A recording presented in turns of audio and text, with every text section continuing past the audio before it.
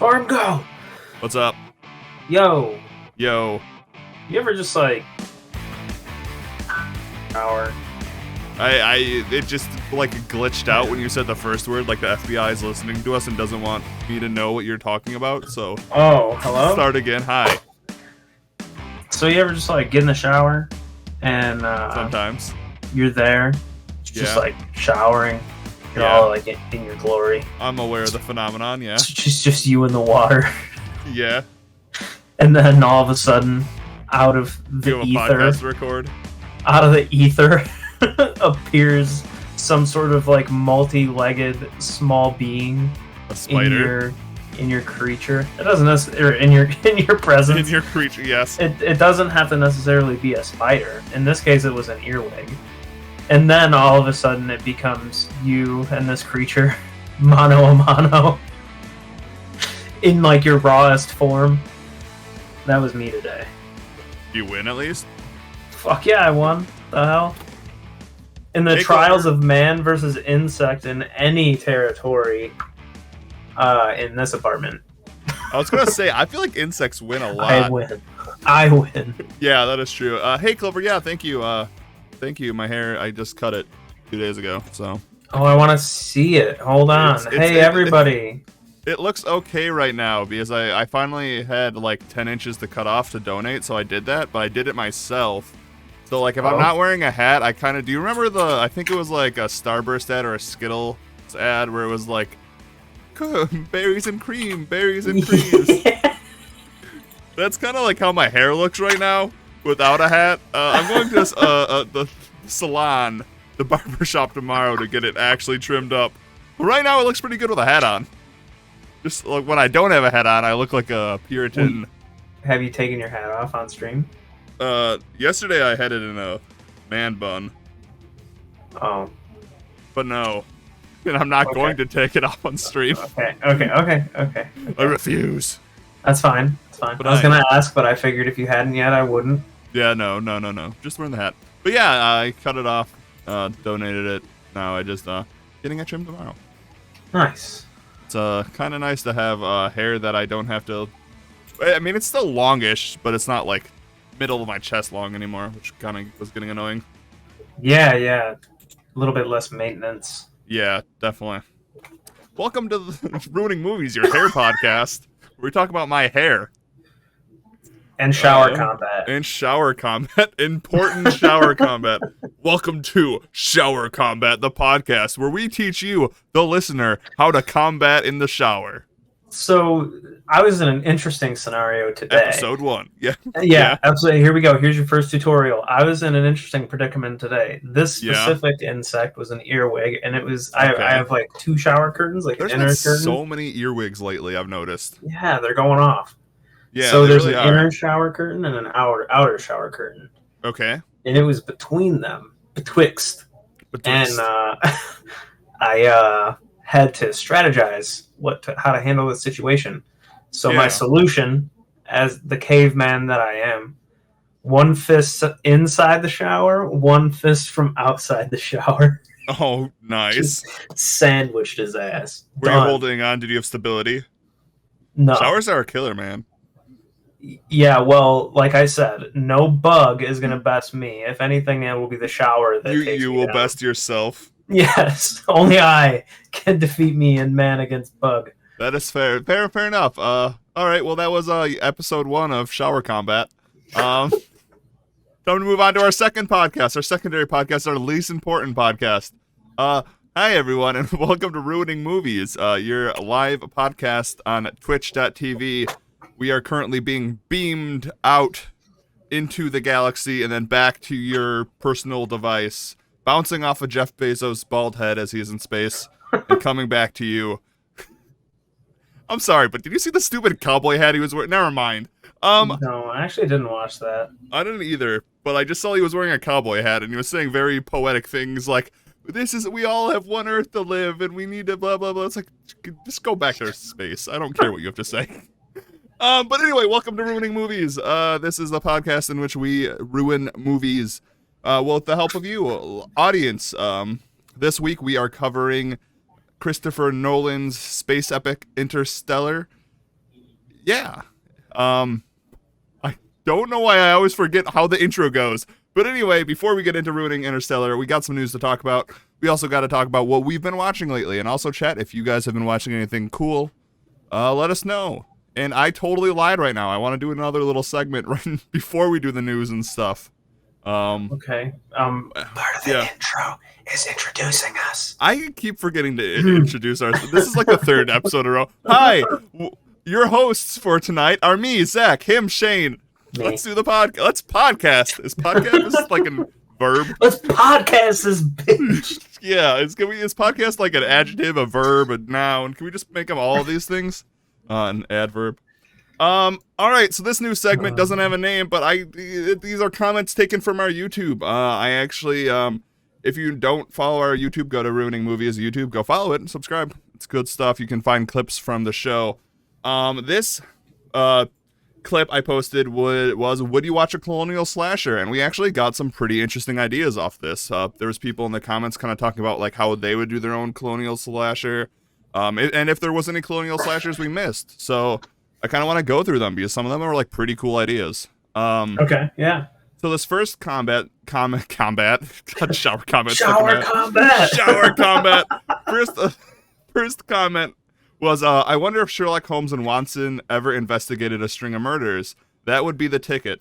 Figured a smart slasher from back in the day would never get caught like Hannibal Lecter of old, but to actually have a detective good enough to solve the mystery like Morgan Freeman and Kiss the Girls or something like Alex Cross, I guess would be a pretty cool idea. Which I agree. Yeah. Like, I didn't even think about that when we were talking about it, I think 2 weeks ago, but like a Sherlock Holmes style like horror film, like where they're actually like, because I know like Sherlock Holmes like books can be pretty like dark. Like getting a dark Sherlock Holmes where they like are actually like going after like a slasher or a serial killer. That would be really cool. I played one of the Sherlock Holmes video games, and it was kind of like that in a way. A little bit on the darker side with like slasher stuff involved. I would love something like that. I think that'd be sweet. Right, yeah. So Mac Carter on YouTube, good idea. I really like that idea. I would love to see something like that. Someone else posted Abraham Lincoln Vampire Slayer. I totally forgot about that movie. Did you ever see that movie?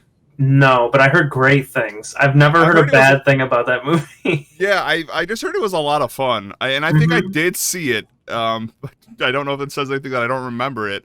But, I mean, yeah, definitely. Someone else said Sleepy Hollow. Can't believe I didn't remember that one. That's a great film. I love that movie. Johnny Depp. Oh, he was so young in that movie. Yeah, that would be, because that came out like in the 90s, right? Tim Burton. Yeah, Tim Burton. And then there was this one film that I have not seen that I'm very interested in, that was the last comment, which was From Hell, which is based off an Alan Moore book, a graphic novel, I should say. It says the synopsis for this film is Inspector Fred Aberline is determined to track down Jack the Ripper in Victorian East London. As well as his Sergeant Peter Godley, Aberline is helped on the case by visions he has while high on opium. And you know, it's an Alan Moore story. Adding urgency to his investigations is unfortunate. There's also like potential Ripper victims too that like he's falling in love with. That sounds like a sweet movie. I've never seen it. I've never heard of it. It had a budget of $35 million and was created by. This is also Johnny Depp. It is. Is it really? Johnny Depp was really cast as a certain role back in the day. So I know I've seen like, what would you call this? The image of it, like the poster. Yeah. I've definitely seen the poster, but I've never seen the movie. That sounds awesome. It really does. So definitely check it out. We had mentioned Jack the Ripper when in the conversation. It's cool that. Thank you. YouTube. Yeah. So that's what I want to say. Thank you guys. If you're listening to us in the future, thank you for commenting on the YouTube posts. There's a lot of people. I would say 99% of it is like cool people, and then there's the 1% of YouTube that always sucks. But the 99% of the people who do comment and like give us movie recommendations or give us their own ideas, thank you so much. Because honestly, like when I saw the Sherlock Holmes idea for like a slasher film, I was like, that's brilliant. That's why we're here. That's why we're here. Conversations. Let's talk movies. We love movies. You love movies. Let's talk about it. So let's move on. Let's talk about what we've been watching this last week between episodes. Shane, do you want to start us off? It's not that I don't. I just really haven't watched anything cool. Okay. Like, Have you watched anything Fear not Street. cool? No, I haven't really watched anything. I watched Interstellar.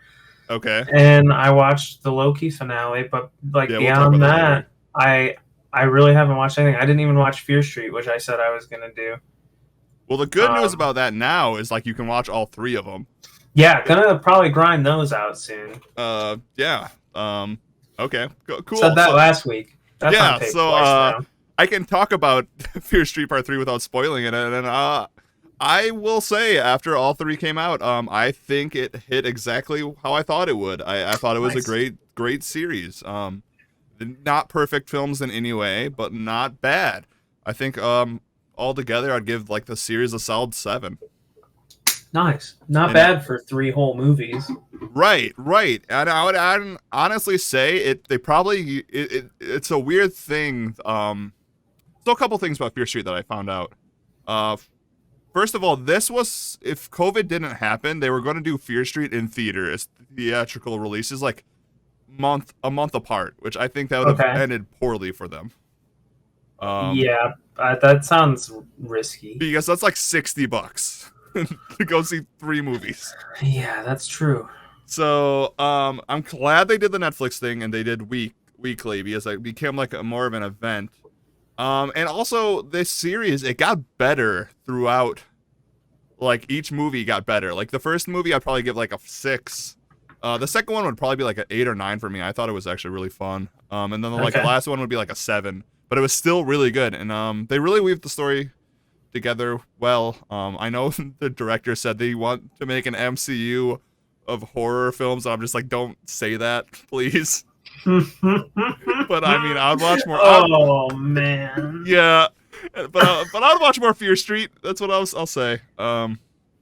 So yeah, I think you'll like it. And anyone who hasn't watched it yet and does want to watch some horror films, they are an hour and a half each. So you probably shouldn't binge them all in one day. That's a lot of content. But if you want to do other stuff with your day, yeah, you do you. If you do that, that'd actually be kind of an event. That'd be kind of cool. But it's cool. I kind of hope we get more events like that from streaming services in the future. Yeah, it was cool. Nice. What did else it come with anything special because you watched it on day 1 or anything? No, I don't think so. I didn't get a special you did it souvenir or anything. I don't have a cool avatar on Netflix. Does Netflix do that? If you watch a thing, you earn it. You get a new emblem for your name. Netflix now has achievements. Just watch all 3 Fear Street in the first 3 weeks. Do you remember back in the day on Xbox, you could watch Netflix with your parties? Friends? Yeah. And you could sit in a fake movie theater with your avatars. I missed that. I do too. I actually saw a clip on TikTok this last week of a bunch of people in VR sitting in a movie theater watching Space Jam, and I was like, wait, I want to kind of do that. That kind of sounds awesome. Yeah, that would have been sweet. Yeah, I don't even care if it was Space Jam Part 2. I would have still. I don't even know. Is this Space Jam Part 2? I think it's just Space Jam 2. Part 2? I don't think it's Part 2. I don't know what it's called. Redo. But anyway, yeah. So yeah, VR theaters seem kind of sweet. Yeah. Okay. What else did I watch? I watched American Horror Stories, both first 2 episodes. They're hot garbage. Nice. I can't wait for this week. It really is a love-hate relationship with the series with me. The first 2 episodes were literally just Murder House. They literally didn't change anything. Angsty teen in Murder House with parents who are fighting, and then a friendly ghost kind of murder ghosts. I'm still in it. I'll watch whatever. The first 2 are connected. The third we're getting something new. So I'll watch it. I mean, like I said, hot garbage, but that's kind of what you expect with American Horror Stories, and that's why I always watch it. It's hot garbage. Everyone needs some hot garbage in their life. I don't watch Love Island or anything. I just watch American Horror Stories. Yeah, it's like you could be watching The Bachelor, Yeah, but here which you everyone are. else in my house does. So I'm watching American Horror Stories. Oh man, I love that I play video games with your brother. Yeah, yeah. Um. Oh, okay. I watched Tenet 2. The Hot second tenant, garbage. No, the Tenet. God, if they make a second one, I'm gonna be pissed. the roommate. The Tenet. Um. Yeah, That movie I was. saw That the movie was. Discord. That movie I was haven't bad. seen that. That movie Did was you watch it bad. because we were watching Interstellar? I did. Which didn't help my watching of Interstellar because I was pissed because I watched Tenet and then I watched Interstellar because both Yeah. Christopher Okay. Nolan films. Yeah, not good. And before anyone comes at me saying you just didn't understand it, oh, I understood the movie and it was bad. I get what they were doing. You can watch the movie backwards and forwards, and there's time things, and I don't care. I was talking to our friend Tevis about this, and I think I'll just say this. I know a lot of people like Christopher Nolan films. I'm not going to say he's a bad filmmaker because I don't think he is, but there's a lot of things he does that I'm not like the biggest fan of, and one of the bigger things is like not being able to hear dialogue. And my God, you can't hear that, and like everyone's speaking in like everyone speaks like they're doing a monologue, like they don't really speak like they're having a conversation.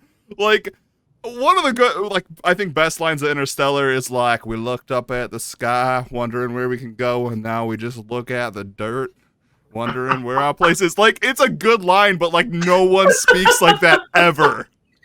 Like if one of my friends was sitting next to me and said that, I'd be like, what the fuck are you talking about? The only like real moments in Interstellar, I think, are when they're in space.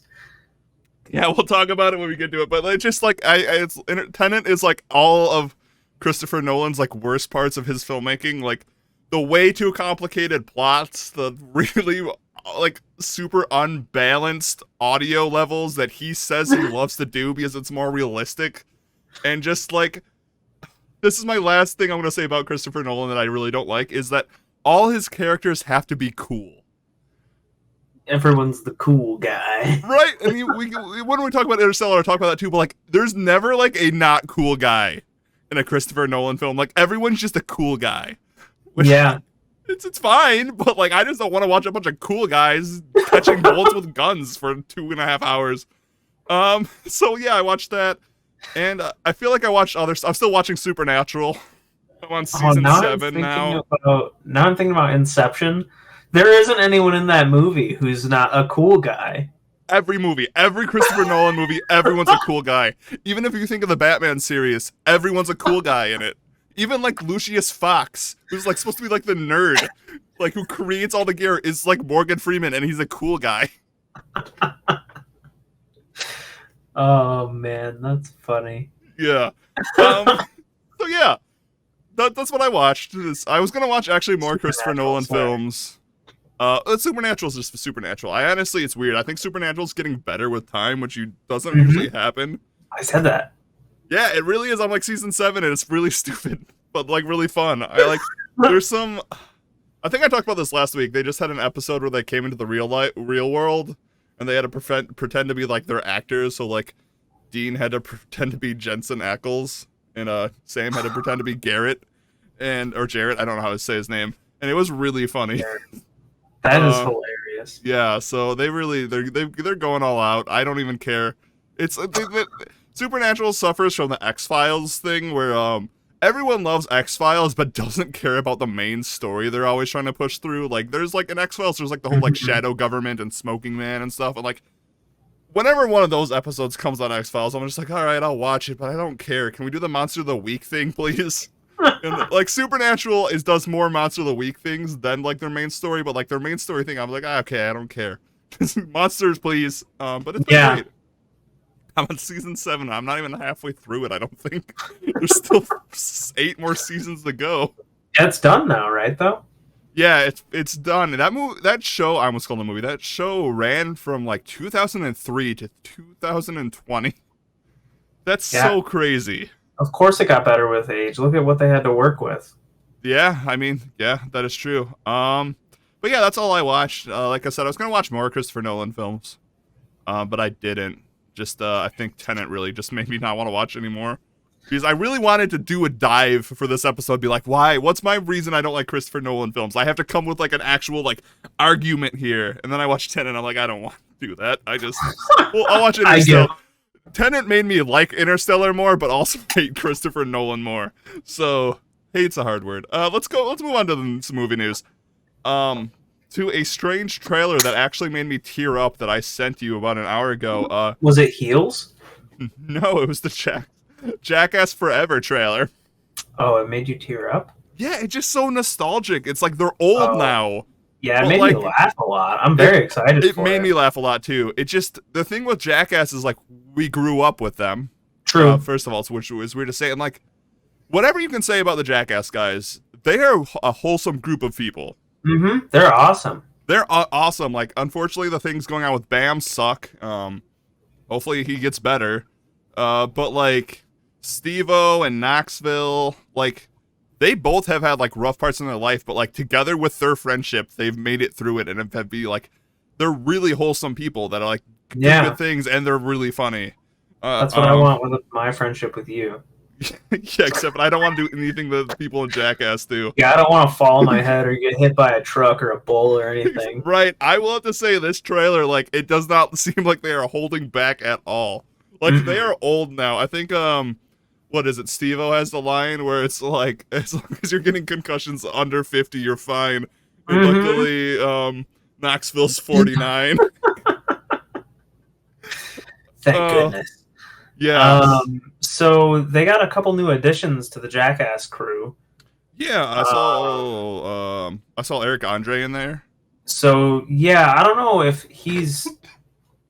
I think he's just like an honorary member. Yeah, they always do that in films. Yeah. Yeah, but like as far as like what I saw on Steve-O's YouTube for like the two new members that are in it that I can remember is Zach, who I've seen him a bunch. He's like the other big dude. He's nice. like yeah, he's cool. And then Poopies, and recently Poopies, who I now sub to on YouTube. He's hilarious. Would recommend. So Jackass is going to be on Shark Week. I saw that.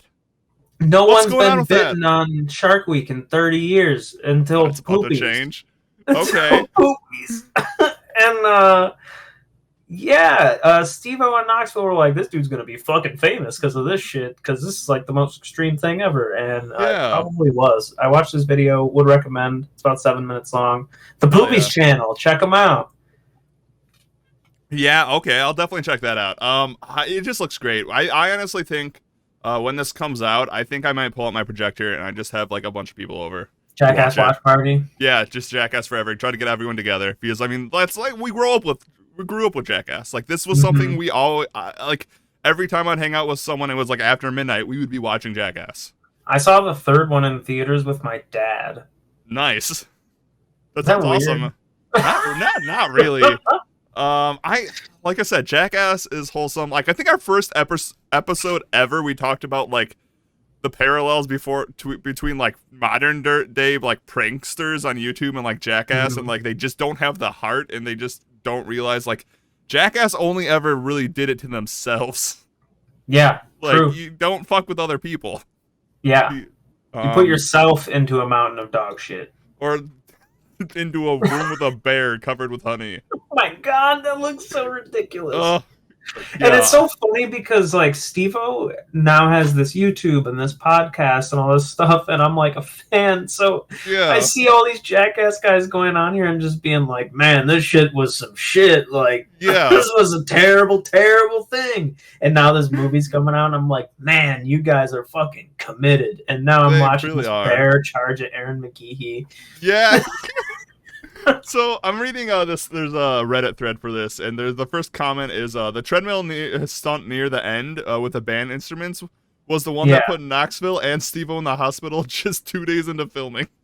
Jesus. I'm excited. I'm excited. It should be good. We also got the poster, which I really actually like the poster. I kind of want to get it. I don't know why that link's not working. Oh, there it is. It just takes a bit. Ah.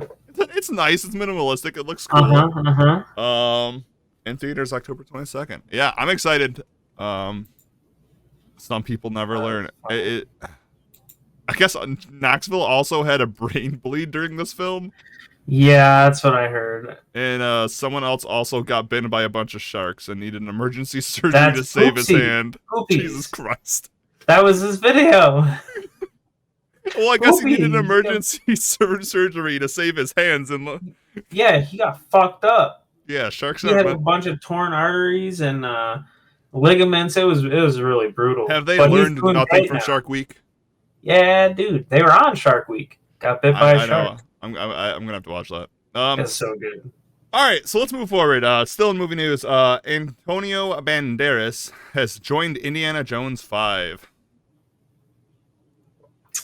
Yeah, I'm actually reading this thing right now, and I just don't know what to think about. I don't want an Indiana Jones 5. Why is there another Indiana Jones? But I gotta say the cast is pretty sweet. And James Mangold directed Logan. Yeah, and like Mads Mikkelsen's supposed to be in the new Indiana Jones, which he I like better Mads be the villain. Mikkelsen. Yeah, Phoebe Waller-Bridge, Boyd Holbrook, Harrison Ford. yeah, obviously Harrison Ford. Now Antonio Banderas, which I like him in like most things. Yeah, is this the one where Indiana Jones dies? I hope so. I hope they don't try to do a 6, because I feel like every time there's an Indiana Jones, Harrison Ford almost dies.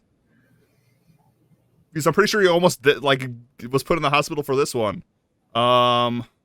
It says little is known about the plot, but an on-set video revealed that Nazis are back. Okay, makes sense. My favorite antagonist from the Indiana Jones series. My favorite villains to get their ass kicked. Hell yeah. With his history of playing villains, might Mikkelsen be cast as one? I feel like that'd be weird. Let's hope so. Yeah, I was gonna see. I know that's like typecasting Mads Mikkelsen, but he's such a goddamn good villain in everything. Like, I want him to be the villain. Like he was great in Hannibal. He is like actually like terrifying as a villain. And also a great actor. But yeah, so we're getting this. I don't know when we're getting this. I think somewhere in this article it says a little bit more. Will premiere on July 29th, 2022, according to this article on Collider.com. Okay, so it could be like a year out. There's some more in this article. I'm trying to find it back. That like said like it was also going to be like a flashback or something. But I don't know. Maybe it was another article I was reading, which is like I read that I was like, how are we gonna do a flashback with Harrison Ford? Yeah, with old ass Harrison. He's like, how old is Harrison Ford right now?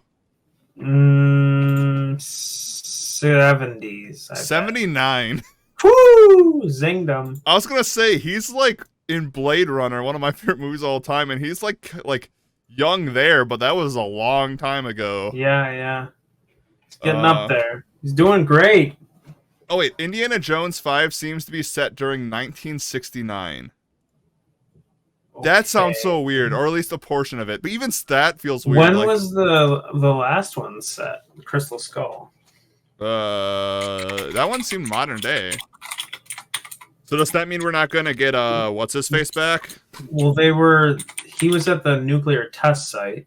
Yeah. So that's like. Oh, you're right. So that would probably be. Okay, and if the movie is set in 1969, that means I'm reading this off of IGN. Then that means the events of Indiana Jones 5 will take place 12 years after the events of the series of the fourth installment, Kingdom of the Crystal Skull, which was set in 1957. Okay. So actually cool. That kind of does make sense. If it's like that would make sense for old Indy. Yeah, it's maintaining the Indiana Jones continuity. Okay, that makes more sense. That makes way more sense than it being in the modern day. I don't know why I thought that was weird. Okay. Yeah, okay, I'm a little bit excited. It says it will conclude the Indiana Jones journey. I really hope it does. Thank goodness. I really hope it does. I hope it stays true to that. My Um, gosh. I hope it's just like a Harrison Ford passion project where he's like, I just really want closure for this character it would before I'm be too old to do it. talking about Logan. It would be really cool if that's like kind of the route they went with this, like really old indie, just like on the last, Yeah. like dark. Yes. Give me Logan, Indiana Jones, and Indiana Jonesin. that's what I'm Yeah. saying. Like he has to fight another Indiana Jones in the end of the movie. No. What if he has to fight Hugh Jackman in the end of the movie? Because it's how Disney's going to introduce Indiana Jones to the MCU. It ends with Samuel L. Jackson. Oh man, I'm putting together a team. I'm putting together a team. All right, let's move on. To another. I guess this is in the same kind of genre as Indiana Jones. Army of Thieves poster. We got it. Which it seems like we're getting a lot of Army of Thieves things really quick. Like I thought this movie wasn't supposed to come out for like a year or two, but yeah, we got a poster, and I just want to talk about. I don't even want to talk about this long. It's just the poster is not that great. More safe, less zombies. That's what I want to talk about. Exactly the fucking story. That's it. The log line, a little bit above the center of the poster is more safes, less zombies. Ah, that is just that's a different way to say the title. And if you know what the other movie is, you know what I'm saying. Yeah, exactly. When I say, hey, Zack Snyder's got this new movie coming out. It's called More Safes, Less Zombies. Wouldn't you know what it was the follow-up to? Like immediately, you'd be like, "Oh, it's the follow-up to Army of Zombies." There was some comments under the poster that I thought were kind of funny. People were like, "Oh, so we're not going to get the unexplained robot zombie story?" I was like, "Why would we? Like, we're not going to get any story." Maybe they're gonna steal robot parts. Maybe. Somehow I doubt it, though. I think they're gonna steal the T-virus. I think you were onto something. Yeah. I mean, but it says less zombies, so does that mean there's no zombies? Should it be fewer zombies? Is that grammatically correct? Well, yeah, I mean, I think if it doesn't have any zombies, it should say no zombies, but this just implies that there is zombies, there's just fewer of them. Yeah, so which I don't... That leads me to believe it's going to be what you said. Last seen, T-virus released on Las Vegas. Yeah. God, we'll see. They're going to take the money, go to Vegas, fuck up, leave. And then the main German character is going to forget that he did that. Yeah. It's going to be The Hangover Part 4. Yeah. Give me The Hangover with zombies. That'd be more interesting. This comment I just want to read before we move on. I was pleasantly surprised how uninteresting Army of the Dead was. I can honestly say I'm super excited to not watch this when it comes out. And I thought it was just funny. So, okay. When is this coming out? I feel like I'm going to watch it. It's like, you know, when you stare into the void. It's going to come out and I'm going to watch it. Just so I could be more mad. 2020. Wait, it's coming out this year. What the fuck? There's not too many months left of this year. We're over halfway through, so that means we're gonna get Armies of Thieves in the next 5 months. Jeez. Oh, the director is the German guy. Ooh, okay. Wait, what? Just produced by Zack Snyder. Yeah. Okay. Okay. Who wrote this then? Let me check out this IMDb page. I didn't realize Mathis. That's a German name. I don't know how to say. Okay. Zack Snyder still wrote it. Oh, okay, great. But he also the same He also got a writer to help write it. Who was the writer for John Wick Chapter 3. So we'll be having some continuity and some John Wick. But he also wrote Army of the Dead. I will have to say John Wick Chapter 3 was probably the weakest of the John Wicks, but I still enjoyed it. I'm not going to say I didn't enjoy it. Yeah. It was fun. Speaking of John Wick. Yeah. Netflix also has a new Netflix original movie that just came out called Gunpowder Milkshake. Yeah, it has Karen Gilliam in it, right? Yeah, I want to check it out real bad, but everyone just keeps saying that it's John Wick. Right. I know there's like a lot of movies that are trying to make their own John Wick. I think Nobody did a really good job at like averting that genre, kind of like making it its own thing. I do. I Right. also want to watch it. So if it's on I think Netflix, it I'll looks probably watch sweet. it. I like Karen Gillian. Um, Um, I also have to say one other thing, which I wish I had said at the beginning of the podcast, but I really had no idea because it's happened within the last like 15 minutes. yeah. But now for the third podcast in a row, Thunderstorm. yeah, Yeah, full I got the one too. disclosure, might lose power. Yeah, everyone, if you're new to the podcast, every Tuesday for some reason it storms where we live. Yeah, I saw that too before we started. I wasn't paying attention. All right, let's move forward. A movie that I'm excited for that is killing it right now in its early reviews. Hell yeah. The Green Knight has come out for advanced viewers, and I think like some like I don't know if it was at Cannes, or at some other film festival, but so far people have been saying only amazing things about the Green Knight who've seen it so far. Hell yeah. So I'm incredibly excited for it still. I'm glad that it's getting good reviews. Like again, we've talked about on this podcast a lot. Reviews aren't the end all, but like if there's a bunch of people like usually saying a lot of good things about a film before it comes out, it usually is pretty good. It's like, you know, people are saying it's every bit as hauntingly beautiful as you're hoping. A heady mood piece and morality tale unlike any take on Arthurian legend before. Dave Patel continues to astound. Go in open-minded and let it wash over you, which is kind of that's kind of how I was hoping Green Knight was. I was kind of hoping it'd be kind of really weird and abstract. That's coming out soon. I last time I checked, I like. So it seems like it's gonna be in theaters soon, I think in the next couple of weeks. Problem is, like, I don't think a lot of theaters are going to be showing it, but it does seem to be going to streaming services in October. And honestly, I think it would be a good watch in October. Like a good horror. It would be a good. Sounds like I'm going to have a busy October. Hell yeah. So I'm excited. This and Black Widow. Yeah. Because I ain't watching that shit till then. Exactly.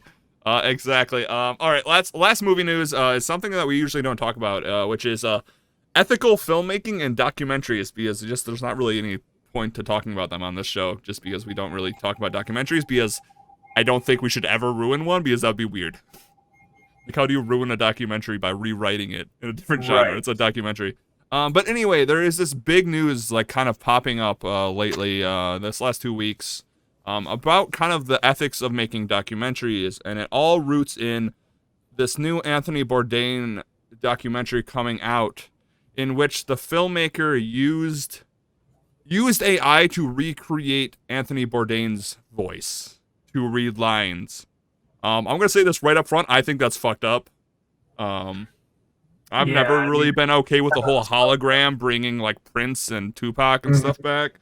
I think that's fucked up also. But it's an interesting conversation. I honestly, like I said, I think it's pretty shitty. Especially because it sounds like Anthony Bourdain's widow did not okay it either. No, that's fucked up. Yeah, so, like I said, we don't usually talk about this kind of stuff, but there is an ethical side to filmmaking, especially if you're making documentaries, because it's so easy to make a film make points or say things or do things that really push what you want them to say, and really, like, filmmaking is a lot of hiding things. Filmmaking is you frame things and all that kind of stuff.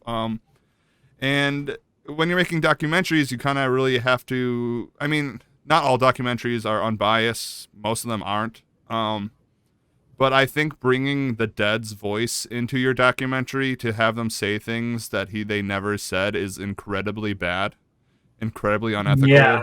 Yeah. And I really hope, especially since it's like it says that it was based off an email. Right, exactly. Like he wrote it, but like that's still like it just gives me shivers. Like I know, like if I wrote something and like someone recreated my voice, that's not okay. Yeah, and I mean, my thing is to just to roll it back prior to that part of that. Yeah, It's like just because I wrote something doesn't mean it was meant to be read. that's a very good point. Yeah, And you're going out there and you're first of all you're putting it in your movie.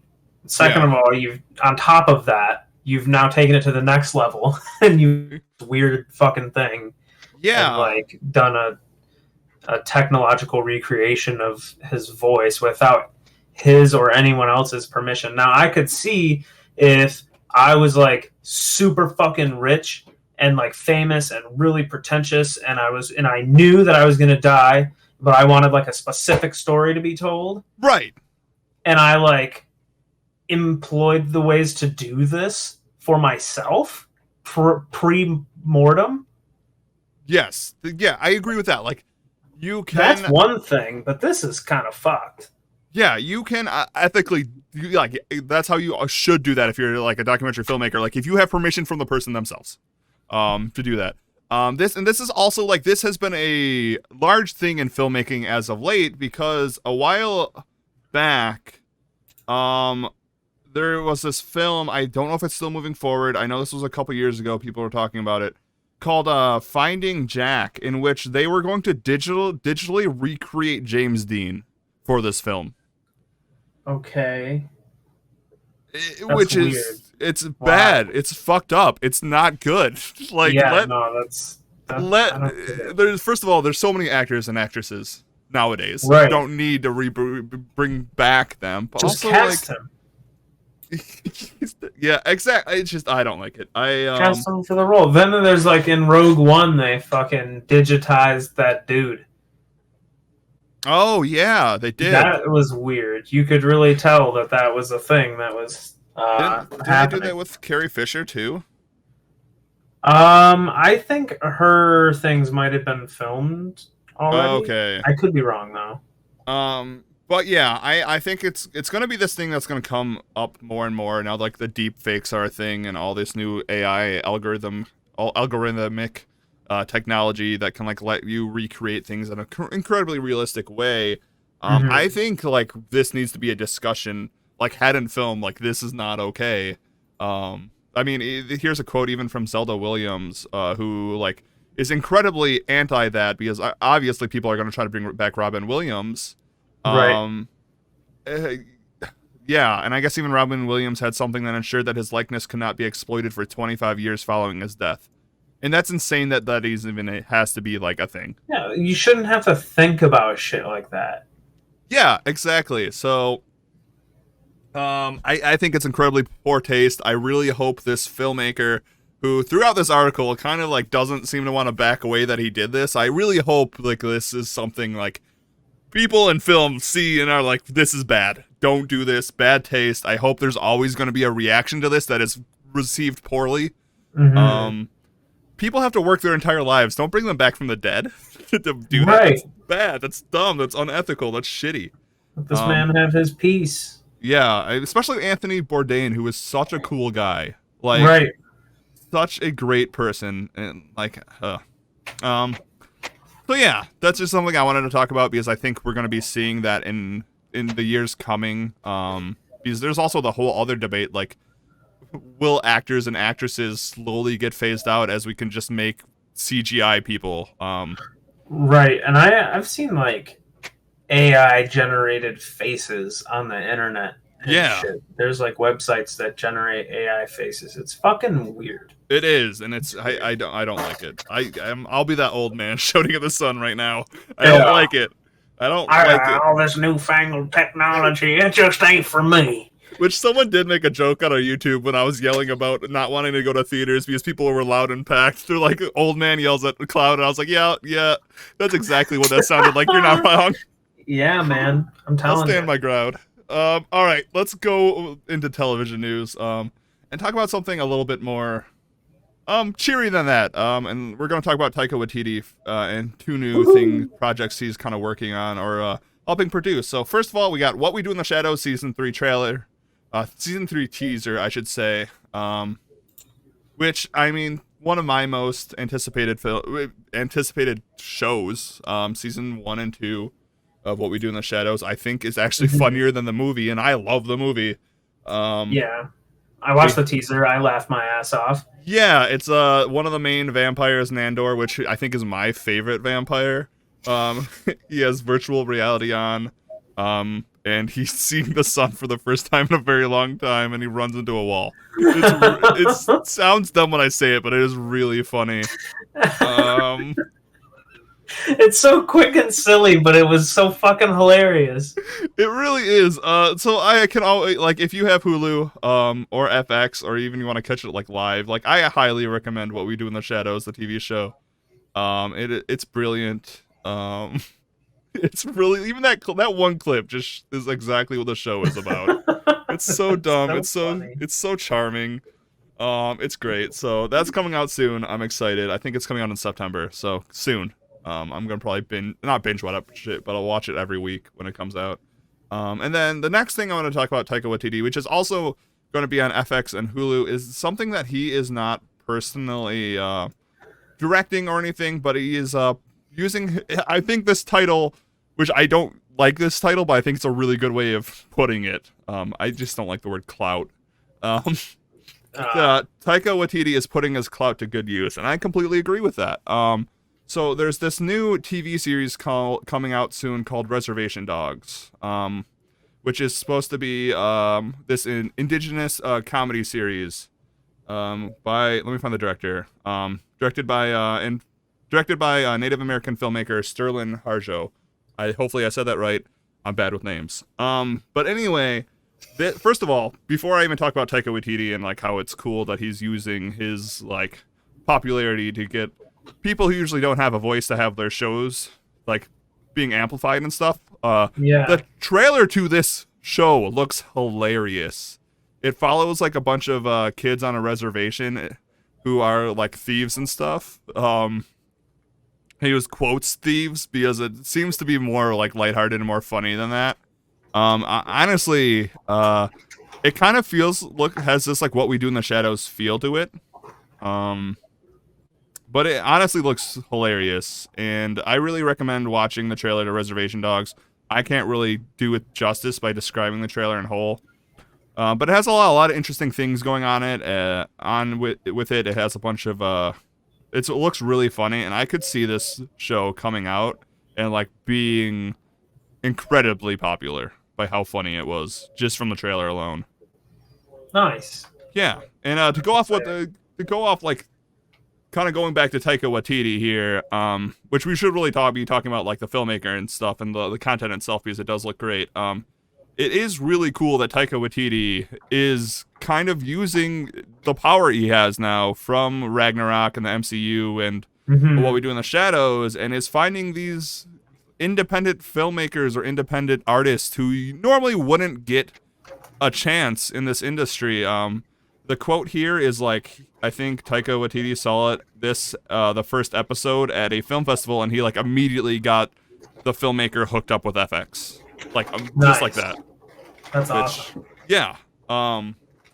Which again, I don't think we can ever say bad things about Taika Waititi. He truly is a stand-up person. Yeah, he's a sweet dude. Sweet as far dude. as I can tell. Yeah, exactly. I have no reason to believe otherwise. Yeah, he's usually like every interview I've seen with him, he's really damn funny. Did you see the Cord Deadpool? I did. For that was pretty funny. That was funny. I know people like recently came after him for being like a polycule, so he's like, which is like a stupid reason to go after someone. He was a polycule? A polycule, so like having multiple partners. Okay. That's a dumb reason to go after frick anyone. Off, man. Yeah, frick off, mate. That's what I have to say about frick that. Off, ghost. Exactly. So it's cool. And I'm actually really excited for this series to come out. It's coming out soon. I'm probably gonna watch it. Yeah, good for him. That's exciting. Yeah, it has like I truly recommend everyone to watch this trailer because it looks like it has a lot of heart. Nice. It looks really funny. I don't even know like how to describe like the comedy of this trailer. It's kind of has that like independent comedy feel from like Taika Waititi, but it also kind of seems like it also has it's Always Sunny feel to it, and maybe like some Okay. Letterkenny feel to it also. Okay. It truly looks like it's amazing. So hell yeah, Taika Waititi, Exciting. thumbs up. Check out Reservation Dogs. I mean, obviously that's a play on Reservoir Dogs, so I mean that's already got me like okay, Yeah, cool. it caught my eye instantly. Yeah. Okay, let's move on to some news that it's not really good or bad, but Nick Cage Joe Exotic show no longer happening. Yeah, I'm with you. I don't think that's good or bad. I there's so many Joe Exotic shows coming out, like soon. I think Nicolas Cage has better things to be doing. Like it would be great to see him as Joe Exotic, but like I know the reviews for Pig are coming out and they're saying it's so amazing. Nice. So, like, I can't wait. Yeah, I'm so excited for that. I know there's like another show where like Steve Carell's playing Joe Exotic, I think, or something like that. Interesting. Yeah, it's okay. So there's this one which is created by Kate McKinnon. This might not even be the one I'm talking about because this one has Kyle MacLachlan in it that I saw too. I think there's a couple Joe Exotic shows coming out. Okay. But yeah, I don't know. I'm not disappointed by this. Like I said, Nick Cage has a lot of other film opportunities. Yeah. It really did kind of feel like a cash grab too. Yeah, like, probably. Tiger King was like a fad for like a month. Like everyone watched it. I even sat down with my mom and watched it. Like, and she doesn't watch shows like that. Like, I think everyone watched it. I did not. Oh, really? Yeah, because everyone else did.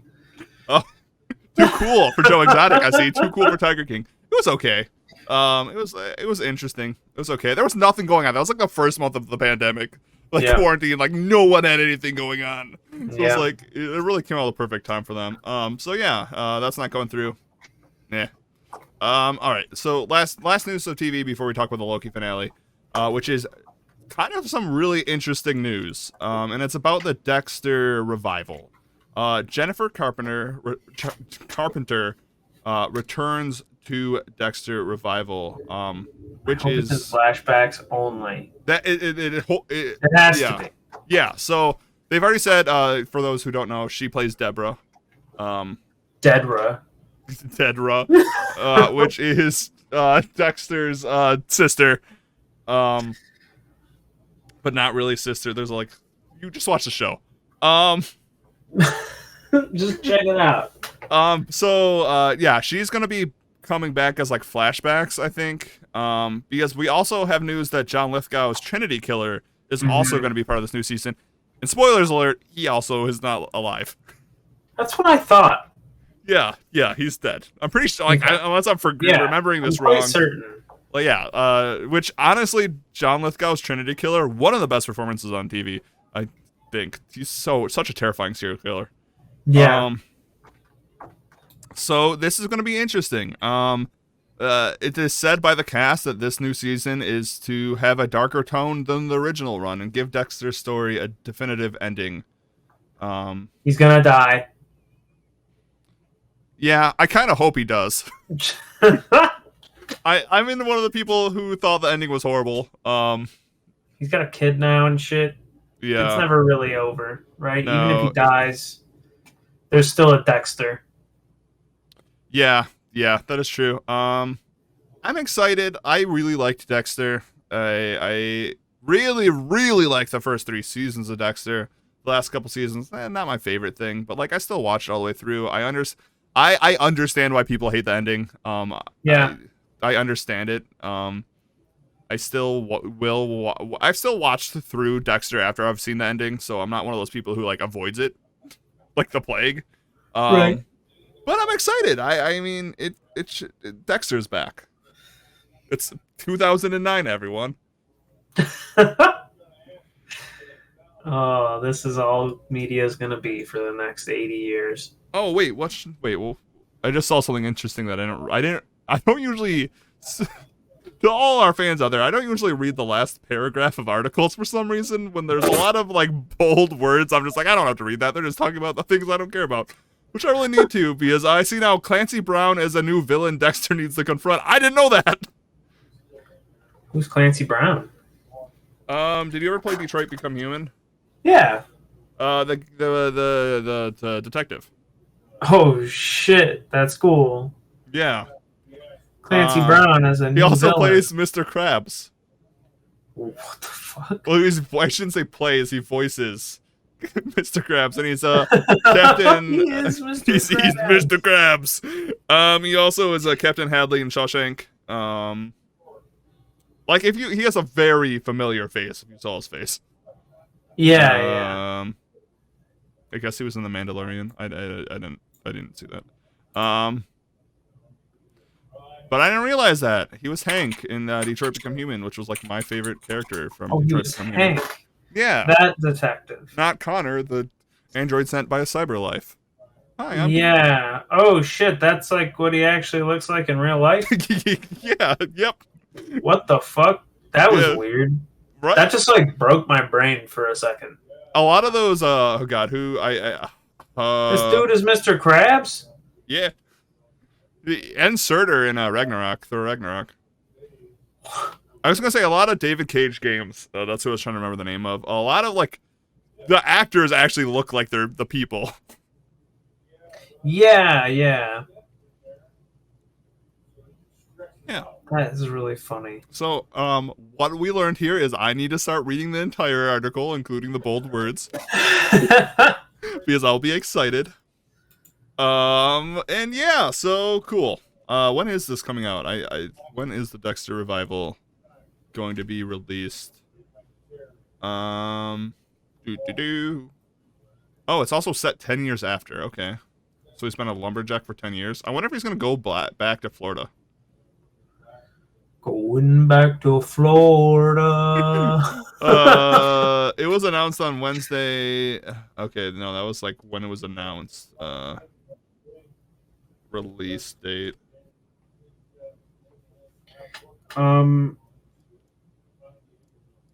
Late 2021. Okay. Okay, cool. It seems like we're getting a lot of cool stuff this year. Yeah, it's gonna be a busy October.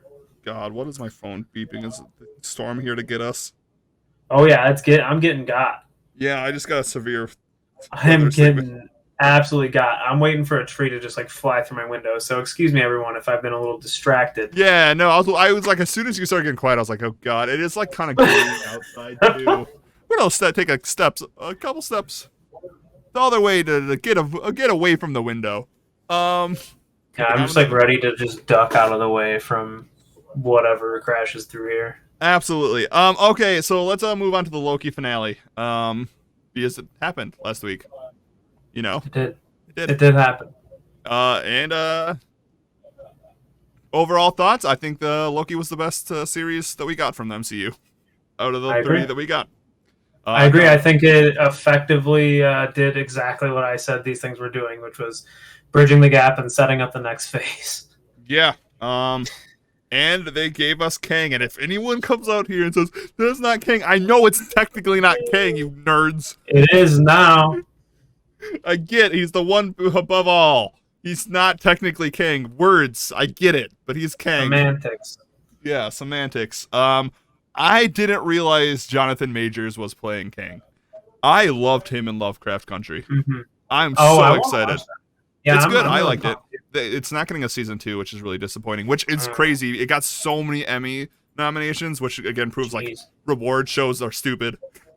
But I really enjoyed it. I don't think enough people talked about it.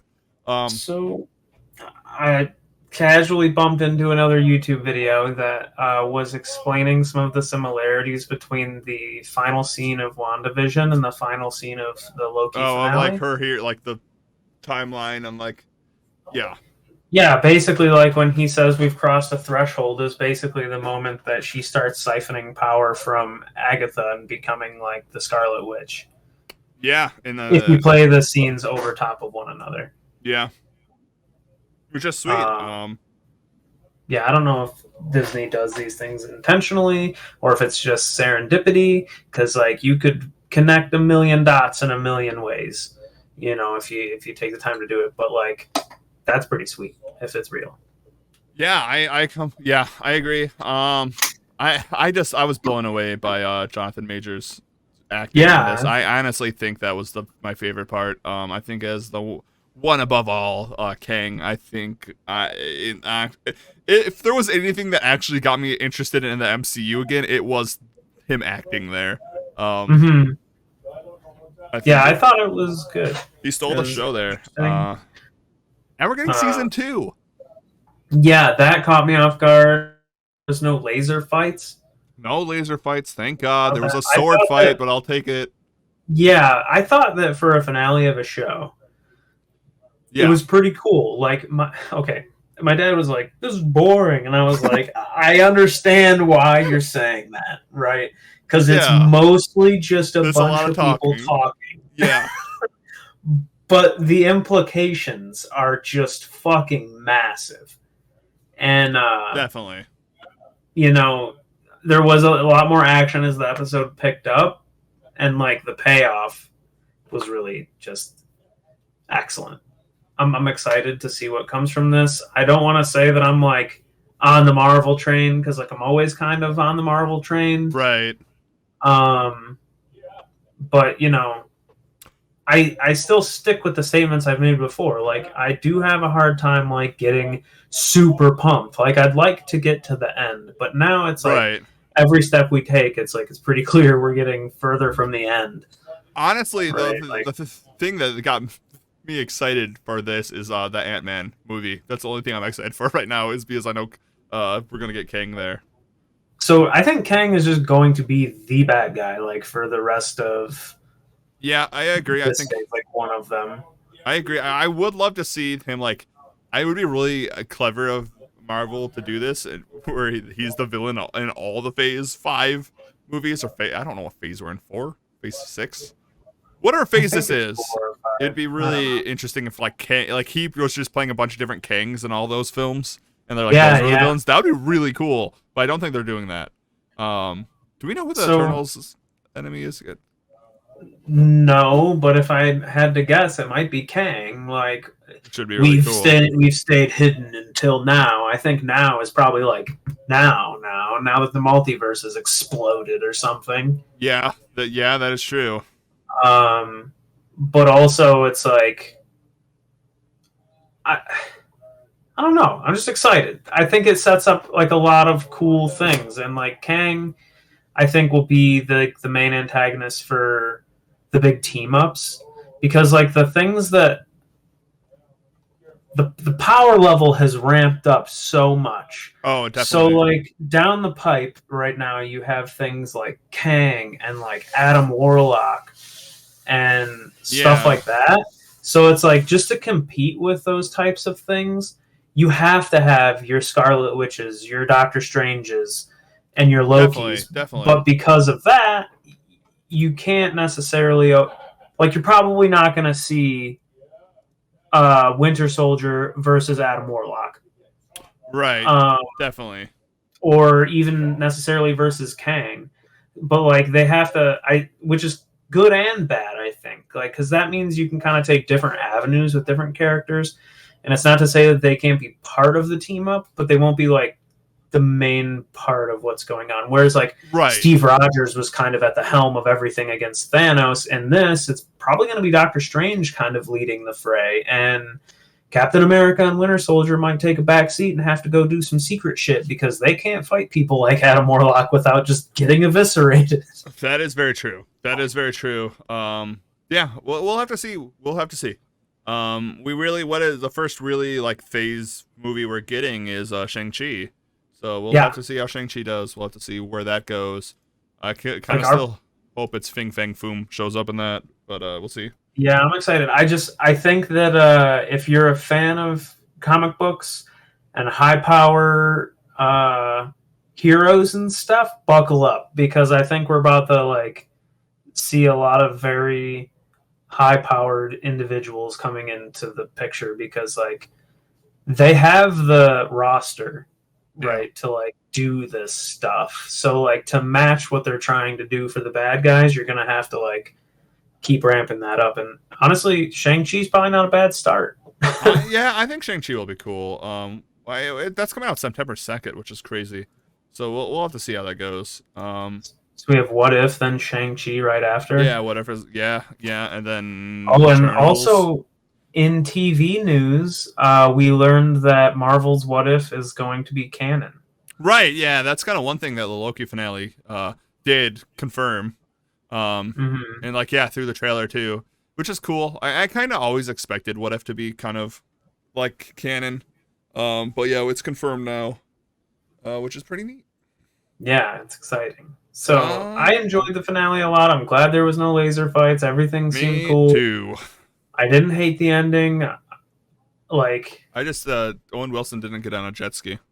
That's true. Season 2, though. Yeah, that's the only reason I'm not freaking out right now is because there's a season 2, but I'm still kind of disappointed.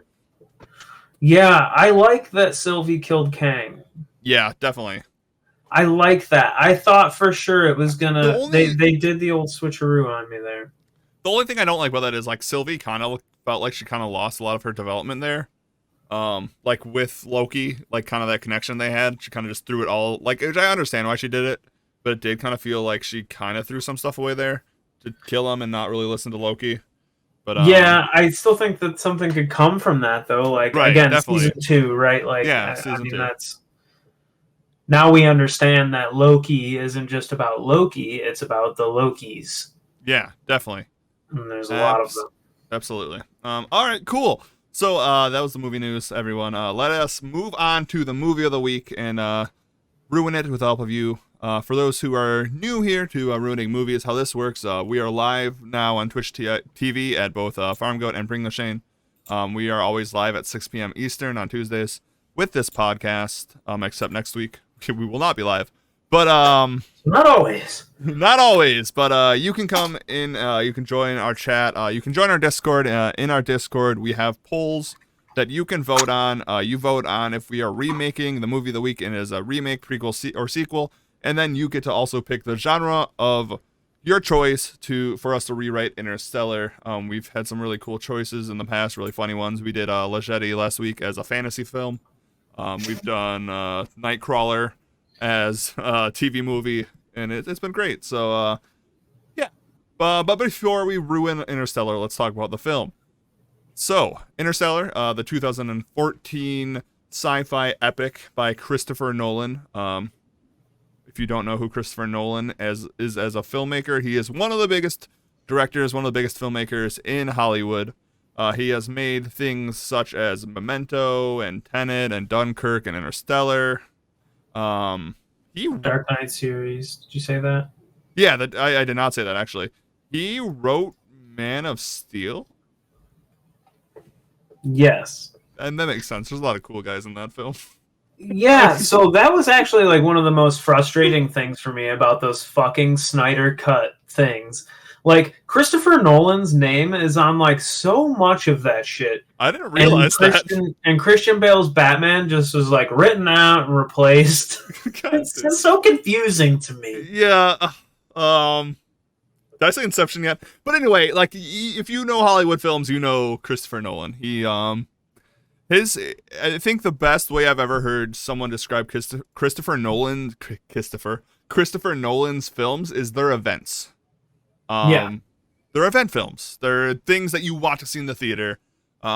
Which I don't know why you want to see these movies in the theater, because they're so fucking loud. Yeah, and long. But anyway, this is his sci-fi film. This is his space epic. This is his. I feel like in Christopher Nolan's defense, he does get a lot of like flack for people comparing Interstellar to 2001, which I think they're completely different movies. Hello, Thunder, outside. But also in the defense of people critiquing him like that, he did say like 2 years before making Interstellar that he was making his 2001. So it's like, yeah, I mean, it feels like an homage. Don't say that. To the genre, or like what it did for the genre. Right. It's his space film. His Solaris, his 2001, his Star Trek. I don't know why I said Star Trek. But, like his humanity going to the stars. If Kubrick said he wanted to make a modern day myth, this was likely a similar scenario. Exactly. So this film is starring Matthew McConaughey and Anne Hathaway, Jessica Chastain, John Lithgow, which we just talked about earlier, being a serial killer. A bunch of kid actors, only one of which I actually like. Shit! I didn't realize young Tom was Timothy Chalamet. Like an incredibly like popular actor nowadays. Like people love him. He's kind of like the Robert Pattinson of like current day Pattinson. I always add an R there. Patterson. He's currently like the main character in the new Dune film. He's in the French Dispatch, which is the new Wes Anderson film. He's like blowing up. He's really big. I didn't realize that was him. Michael Caine obviously is in this film. Michael Caine and Christopher Nolan, just like they're always. Michael Caine appeared in Tenet for like 5 minutes. I was like, whoa! Of course he did. He was also in that one. Oh, what was the magic movie that? The Prestige. Yeah, he was in that too. I never saw that. I probably might. I should watch that. That was actually a pretty cool movie. Yeah, although like we talked about how convoluted some of these plans get. That was pretty convoluted, but it was all right. Okay. Oh, that's fair. So anyway, this was Nolan's 2014 film. 2.5 hours. Hans Zimmer did the soundtrack, right? I'm pretty sure. It was someone like that. And I mean, a lot of people love this movie. And I mean, I'm currently looking at IMDb, sitting at an 8.6 out of 10. I've said this before, I'm not the biggest Christopher Nolan fan. And I'll say even after watching Interstellar again, still not the biggest fan. But I understand why people love this movie. It's the CGI and like the visuals are beautiful. I think there are some really well acted moments by Matthew McConaughey. And it's a compelling story. I will give him that. Like the story is interesting enough for me to still like sit down and watch it for 2.5 hours and not really like want to like look away or like be like, I'm so bored. Let me look at my phone for like 20 minutes. But it's the story of a like post-apocalyptic.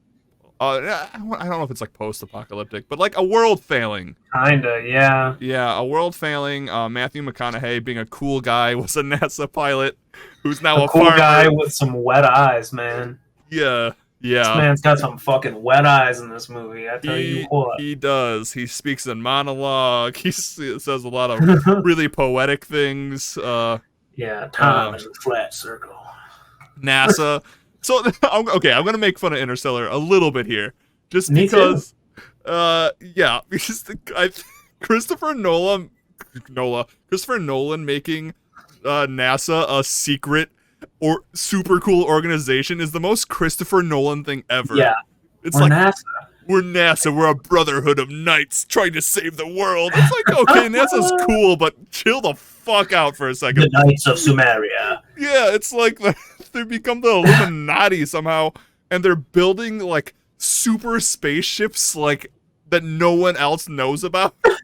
In a world that's starving, we can't find these mismanaged funds. Exactly, and like at that point, I was like, well, maybe people like have the right idea here, because if you do look at Interstellar, the whole thing is like, science is good, it will save us all. We need to go to the stars, it will save us all by finding a planet and all this stuff. But when you really look at it, like, the people who are like, we shouldn't be giving money to NASA because we need to fix things here, we're like kind of in the right there. Like, what was like, the only way humanity is saved is because somehow Matthew McConaughey learns how to travel through time through the power of love.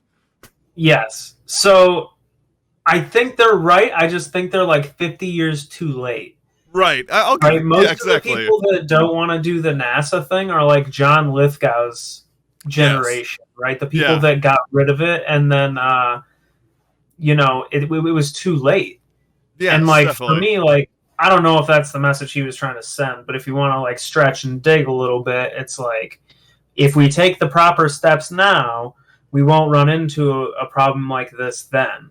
Right, exactly. And I will give that to Christopher Nolan. He does usually have some like kind of like climate consciousness and stuff like going on like with his movies. And like things like that he does like you can get with that. I think even like Tenet, even though Tenet is so fucking weird and I confusing. just want to watch this movie because of all of the terrible things I've heard about it. Our friend group hates it. But I guess somewhere in Tenet we find out like the people from the future want to kill the people in the past because of climate change or something. I don't know.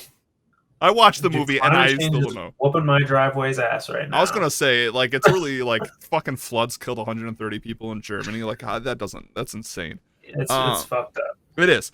But anyway, so pretty much let's talk about what this movie is. What happens in it? Matthew McConaughey's character, whose name is Cooper and Murph, which again, cool guy names. Cooper and Murph. Murph. They stumble upon the magnets, and there's a ghost. When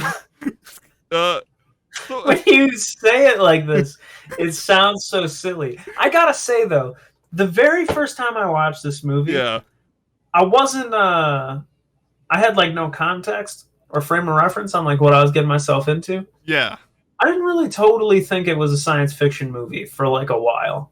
Right, because it kind of doesn't feel like it. Like there is actually like ghosts, like kind of. Well, technically not a ghost. We find out it's Matthew McConaughey from the future, but like in the first part, it's Naturally. like there's things happening and it's ghosts are talking to me in binary, and I was like, okay, ghosts. Yeah, I like ghosts. Yeah, but maybe this is just a weird kid. or this kid is just crazy. But anyway, we find out like this movie is based off of coincidences. Or you could honestly, I think the whole like time travel thing kind of like waves that away. Which you can debate if that's a cheap way to wave away a lot of the coincidences in this film or not. I don't know. But anyway, it's like he finds NASA the day before they go into space. Or like the week before. Like literally NASA is about to send a rocket that's going to save humanity like a day. He shows up the day before, right after he received a message from a ghost that said stay. And he was like, no, ghost, fuck you. I'm going. Exactly. They go into space. We get some pretty cool space shots. I'm going to still argue that I really like the painting style of space in like 2001. I'm actually really glad that you are, because I was going to say that too. I have a few things I wanted to say about this movie. Yeah, go for it. There are some things I love and some things that I hate. Definitely. First of all, you picked this movie. Take it over. Go for it. Oh, I'm one of the people that just likes this movie a lot because I like to just like be immersed in a thing, and I think that that's one thing that this movie does really well. I would agree with you. Between like the score and just like the general emotion that's kind of going on. Yeah. It's just like, okay, I'm in this. Like I can buckle down and watch this. This is good. You got me. But as I'm like watching these space scenes, I couldn't help but think like, I think I do prefer the 2001 ones. Like they're glorious space scenes. Everything looks great. Don't get me wrong, does. but like there's just something special about those like hand painted it's backgrounds and stuff. It just, if you compare the two, like Interstellar, I think I saw someone. What it's doing. Yeah, I saw someone like talking about it and comparing it. Interstellar is more of an action adventure, like blockbuster film. In the space scenes, it makes it feel like that. It makes space feel very dangerous and scary, and like we have Hans Zimmer like really pushing the music to the limit here, trying to like be like, oh shit, they're trying to dock the space station, and that's an intense feeling.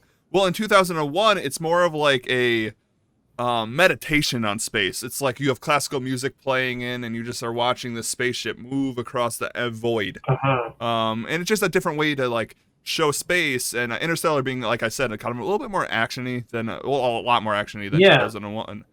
It is a different way, but yeah, I do like 2001's way of doing it. But like Interstellar is that's one thing I cannot take away from this movie. It is gorgeous.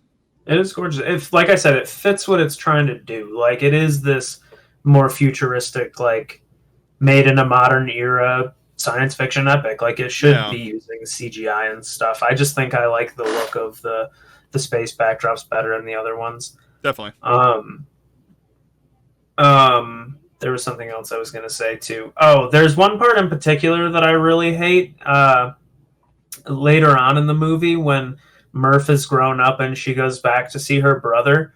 Yeah. Um, there's this one part, right? It's real sad. It's heart wrenching. The kids are sick, right? But Yeah. this kid's line just pisses me off so much. Yeah. This girl, Murph, is talking to Lois, and she's like, you know, the kid's lungs, like, how long? And I have a guy that they can see. And that's just because this one kid goes, and comes to grab her plate, looks at her and goes, the dust, and walks away. And I'm just like, this fucking kid. Like, where, that one line, I hate it. Okay, oh, so that goes back to my point. That is my main complaint about Christopher Nolan films. I do not like the dialogue. If 2001 said everything it could possibly say while saying as little as possible, as little exposition as possible, Interstellar says everything that it needs to say literally by saying it. And that is, you just brought up the number one complaint people have against Christopher Nolan films is there's a lot of times you don't need to say stuff. The line I hate the most is when they get to Matt Damon, Dr. Mann, which, okay, we get it. His name is Mann. You're saving Matt Damon. Yeah, Man Damon. Damon, the Martian, Matt Damon. Yeah, where the Dr. Mann gets up and he said, you guys literally he gets up, he says, you guys literally saved me from death. And Matthew McConaughey just says, Lazarus is like, no shit. That was like part of the thing that I was talking about. Like, that was one of the parts that stood out to me when I was just like, Jesus Christ, Matthew McConaughey, you're going to tell me every fucking thing that happens? And it happens again in the end of the movie. He's like sailing through the fucking cosmic nothingness on the opposite side of a black hole. He's Dave for a moment there. He really like, is. You can actually see that part obviously was a bit of an homage to 2001. Yeah, not the whole part, but just the part where Matthew McConaughey is looking up going, ah! Yeah, absolutely. But anyway, so he's just plummeting through this fucking time void of bookshelves, and he's all like confused and scared, and he's like, and he has no idea what's going on, and he's questioning his whole fucking reality. He's like, I just don't know. Time, bookshelves, little girl, and then Tars is like, hey, I'm here. And then all of a sudden, fucking Matthew McConaughey has like all the answers, and he just starts telling us all of the answers. Like, we're not allowed to put any of this puzzle together on our own. That's the main complaint about Christopher Nolan films, and it's something I completely agree with. Like, even in Tenet, like, you don't have to explain everything. It's showing, don't tell. Christopher Nolan, I don't know if this is something about his fans, or just like Christopher Nolan in himself. I will give him credit. He does make clever films. He plays with time a lot. He does make these smart films. I don't think he thinks his audience is smart. And the reason I say that is because of how much he has to explain in dialogue everything. Where you're right. I don't think we needed that. Most of the things you just said, we don't need explained. Like, we've got it by that point. I was just going to say, like, look at how successful 2001 was with explaining almost nothing. Exactly. And it explained everything, like you said earlier, show, don't tell. And in this movie, like I said, everything that I've said, this is exactly why I prefaced all of this with, I like this movie. Yeah. I do. It gets me. I like space a lot, so that's kind of like a bias that I have. I like Matthew McConaughey a lot. I really just don't like that kid actor that said that one line. Yeah. He's super annoying. But anyway, I like this movie, but there's a lot of things about this movie that I don't like. And it's not necessarily like the movie's fault, I guess. No, maybe. Yeah. I mean, I guess technically because the movie is the dialogue. But it's like at some points I want to like, it's like I could ask, like, why are you telling me this? Right, exactly. Like, you just showed me what happened. Why are you telling me this? I don't know. Yeah. There's like also this line that Dr. Mann says, "Don't judge me, Cooper. You were never tested like I was. Few men have been." Like, again, that line, like we understand what Dr. Man's been through. Right. It just seems like over explaining. So Dr. Brand reciting "Do not go gentle into the night, good night" 3 times Yeah. is again something like that doesn't need to happen. And I love that poem. I've had it on my wall in my bedroom since I was in high school. Yeah. Like that I is guess a good it poem. is like the law of threes or whatever, right? Like, Yeah, but it's still like this movie is high rated. I understand why it is. I understand why a lot of people like it. It's just again, I just don't really like Christopher Nolan's filmmaking style. But yeah, so that was Interstellar. Let's kind of break down what Interstellar, like what makes Interstellar. I think Christopher Nolan. Space. Yes, space. Space. I think even with me not liking Christopher Nolan's filmmaking style, this is 100% a Christopher Nolan film. Like no other filmmaker could make this film like True. it is. It's like if someone made if like a Wes Anderson film can really only be made by Wes Anderson because he's gonna do the same things. Space Cowboy. Space Cowboy. Oh god damn it. So I think Christopher Nolan. I think we get Hans Zimmer in here. Space. Obviously, it's about space. Space. I think the dialogue has to be poetic to almost a fault. Yeah. So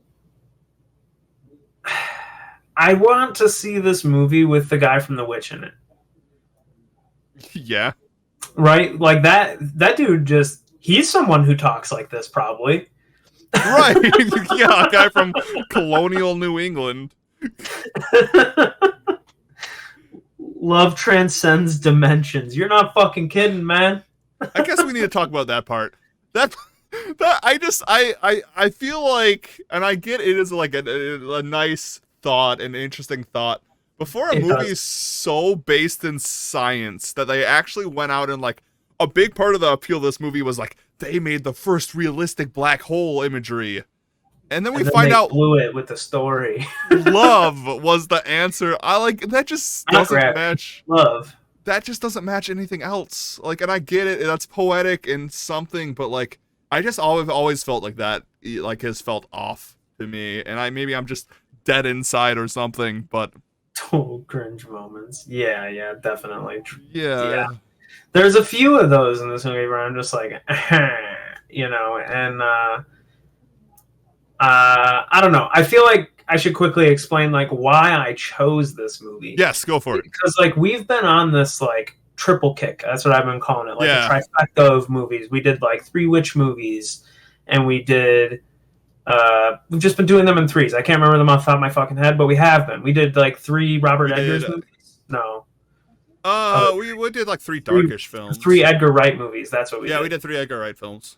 And then things just kind of like come in 3s, and we kind of introduced this series of 3s. I did, because we closed off the last one with What We Do in the Shadows, and it was like the 3 witches, and I wasn't sure how to like transition from that into this, so I picked the epic 2001: A Space Odyssey. Which I think it was a good pick. Yeah.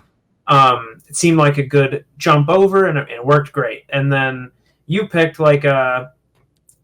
I don't want to like fuck up and call it science fiction if it's not, but it felt kind of. No, it absolutely is. It's science fiction. Okay, and then you chose like a science fiction experimental film, which I thought made sense. It was great. Yeah.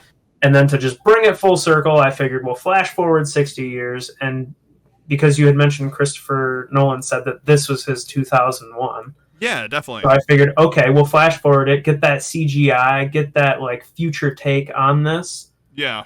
And kind of like close out our little science fiction trifecta. And I think it was a good pick, because like if you think about the last like 10 years, you can't really like, other than Star Wars, which I never really like picture Star Wars as a space film. I don't know why. It's such a stupid thing in my head.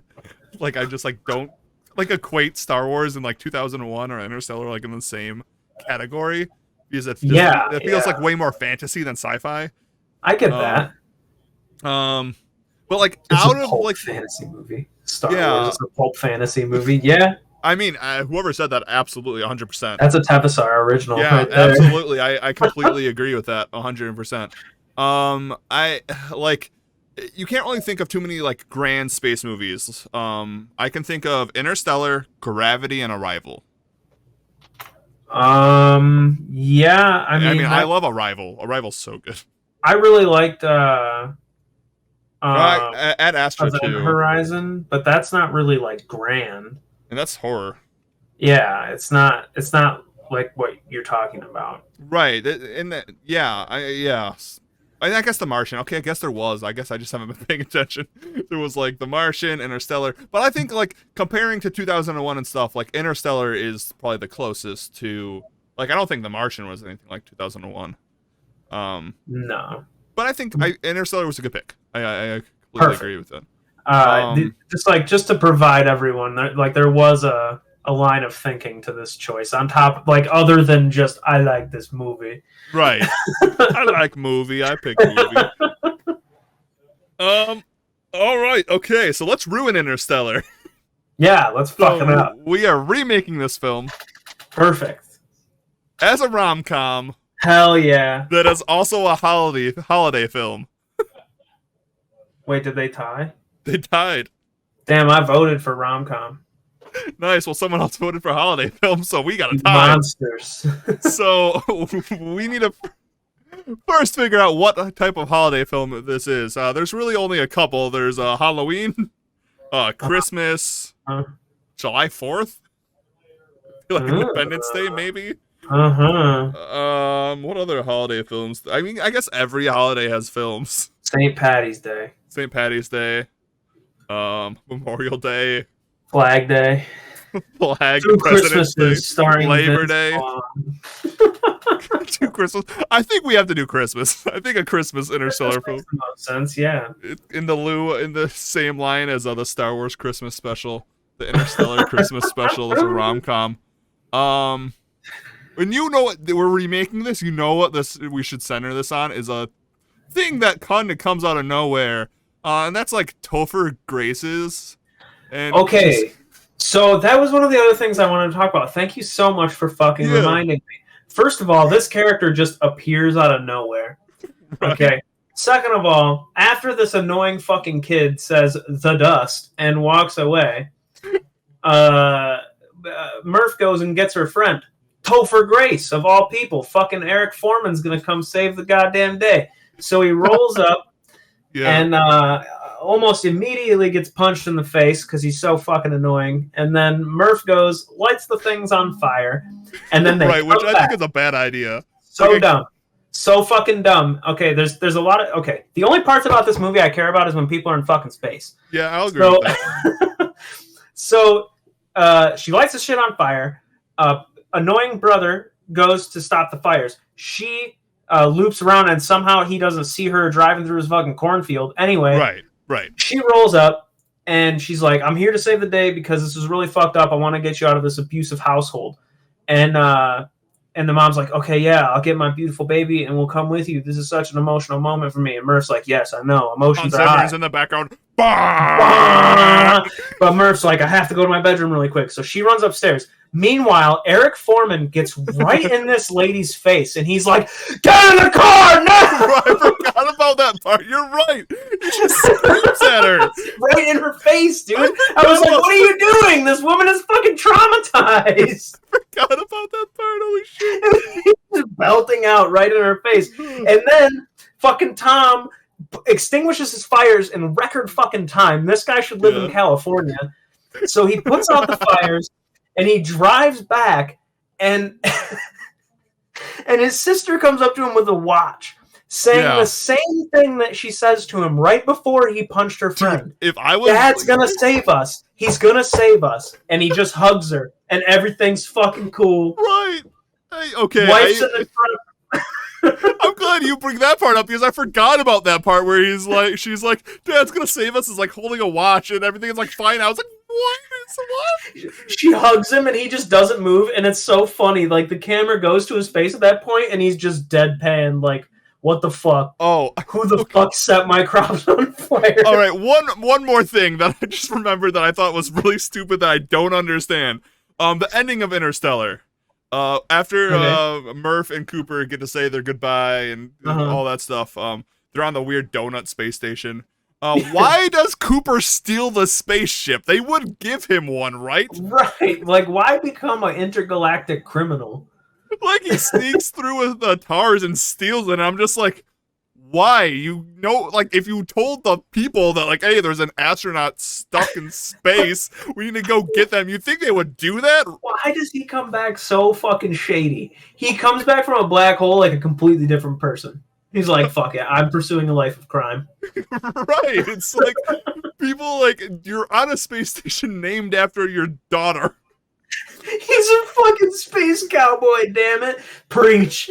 Fucking preach. I just thought I don't know if I just didn't catch that the first time around, but this time around I was just like, what the fuck? Yeah, what are you doing, man? Like all right, let's remake this movie. Oh, man. Let's ruin this movie that we all right, so rom-com. Got in the truck. The drunk. We focus on not Cooper, We're remaking it, so same name characters, different actors, right? yeah. And I think this one focuses because Cooper doesn't really have a love interest in this film. True. He's too cool. Yes. Cool guys don't have girlfriends. Exactly.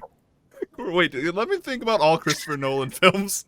Honestly, I never knew that happened. Tenet, no one's dating anyone. The two main characters aren't. Oh, I mean, Inception. basically the whole story of Inception is like about him pursuing his wife. That is true. Okay, that's the one cool guy, but he doesn't have he had a wife. He's also arguably the least cool guy in that movie. That is true. He's just surrounded by people that are way cooler than him. Tom Hardy, Joseph Gordon-Levitt, that guy that's driving the van. Yeah, you're Need right. I say more? You're right. All right. So, rewinning this movie, remaking it. Do we? Okay, I don't think Christopher Nolan does rom-coms.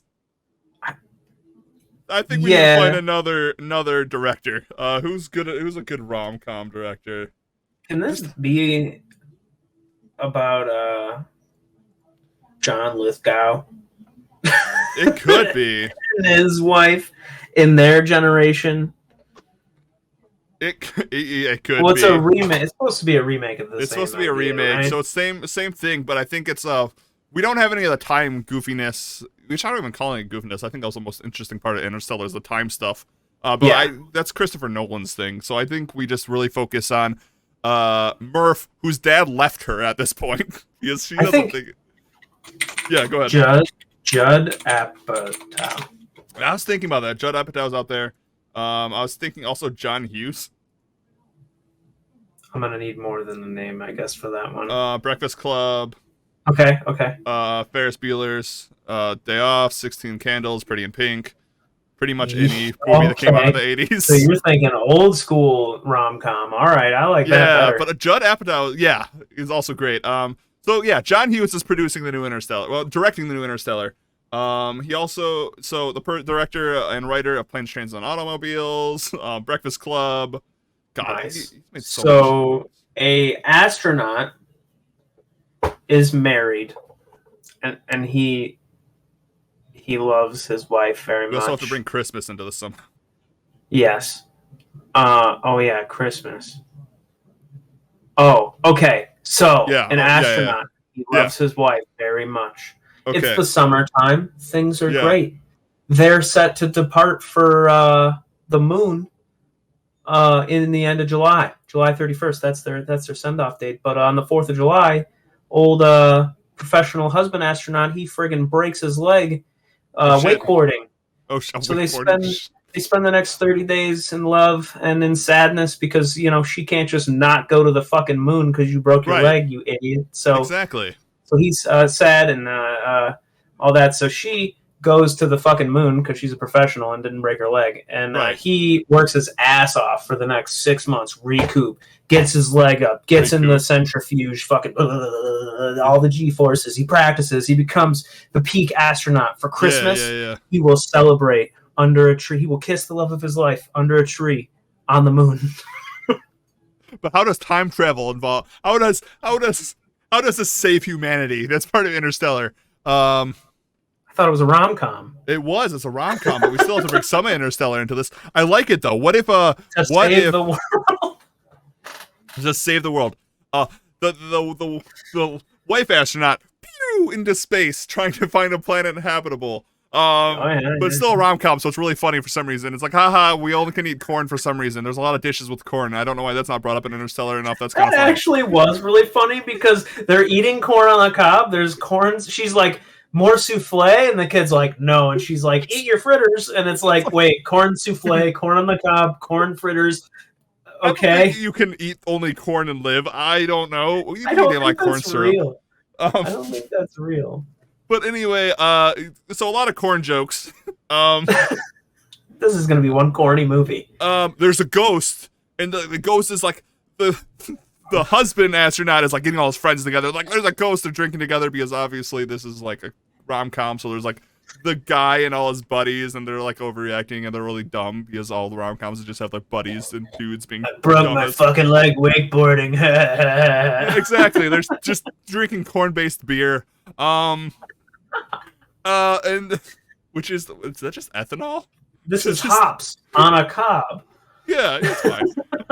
And they find a ghost, and there's like a subplot where like they become ghost hunters for a bit in this house, and they find out that they have the coordinates in binary to get to the wife, and then it becomes a buddy thing like, you need to go get her, man. You know, like that whole like trope in like rom-coms where like they break up.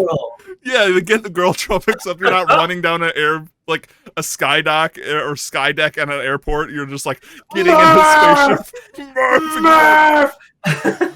And he blasts off, and he meets her on planet on the moon. Oh, planet whatever. Planet. It has to be something stupid like Dr. Man or like Lazarus. Why the fuck is that dude's name Wolf? If you look at all the names in Interstellar, they're really dumb. Wolf Edmonds, like what the fuck? That was just so that they could have a name that stood out in conversation. There was someone whose name was Boots.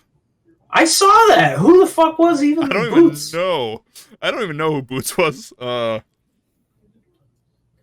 As Boots, Francis X. McCarthy. It looks like we don't have any photos or quotes yet. That's because nobody knows who the fuck Boots is.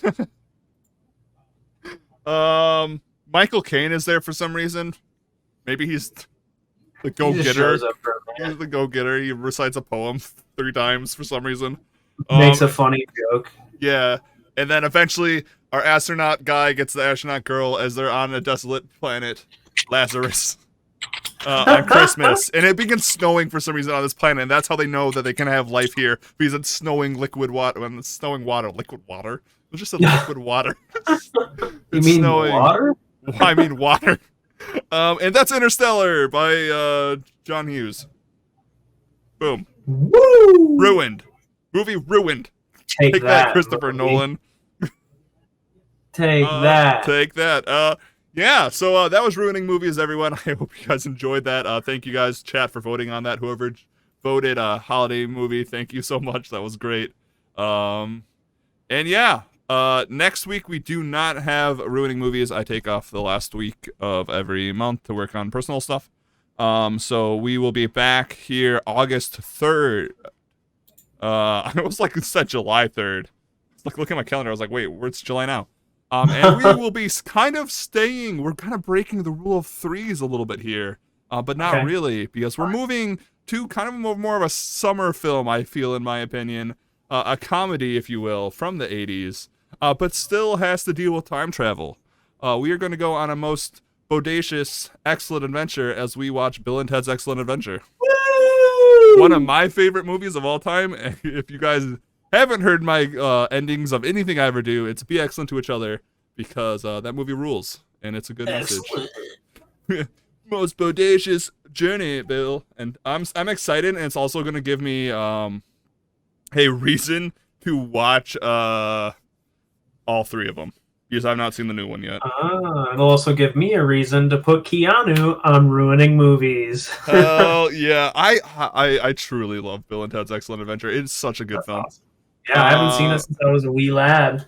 Yeah, Keanu Reeves. It's so funny that Keanu Reeves went from Bill and Ted to now he's just John Wick and Matrix. Right. What a legend. Really is. Another great person. But yeah, I'll be able to watch Bill and Ted's Excellent Adventure, their bogus journey, and then I've not seen Face the Music yet, which is their third film that came out last year, but I heard it's pretty good. That's what I heard too. So yeah, that was the podcast. I hope you guys enjoyed it. Again, you can watch us live on Tuesdays at 6 p.m. Eastern. Come join, come talk, comment on our YouTube page and our YouTube clips.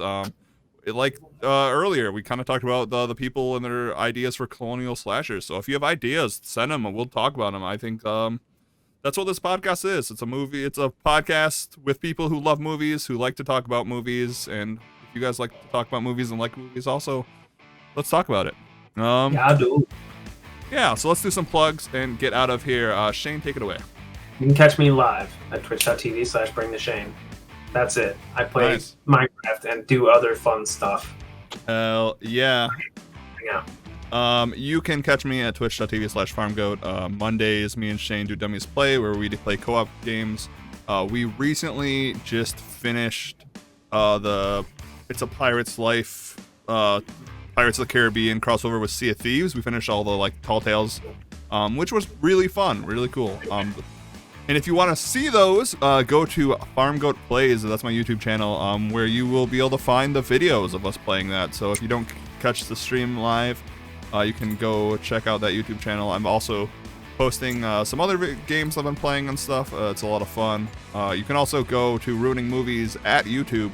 Not at the ad sign at YouTube. Go to YouTube and type in Ruining Movies, where you'll find a bunch of clips and all the past episodes of this podcast. You can also find it on Spotify and really anywhere you get podcasts except iTunes. But who uses iTunes? And that's it. I'll have more announcements on my other YouTube channel, but I'm currently working on that, so I don't really have too much to talk about there. And yeah, that's it. So we will see you guys in 2 weeks as we talk about Bill and Ted's Excellent Adventure. We'll talk about the movie news. The good thing about all these 2 week breaks is we usually have a lot to talk about those episodes. True. So we'll have a lot to talk about. And yeah, that's it. Be excellent to each other, everyone. See you guys next time. Goodbye. Bye-bye.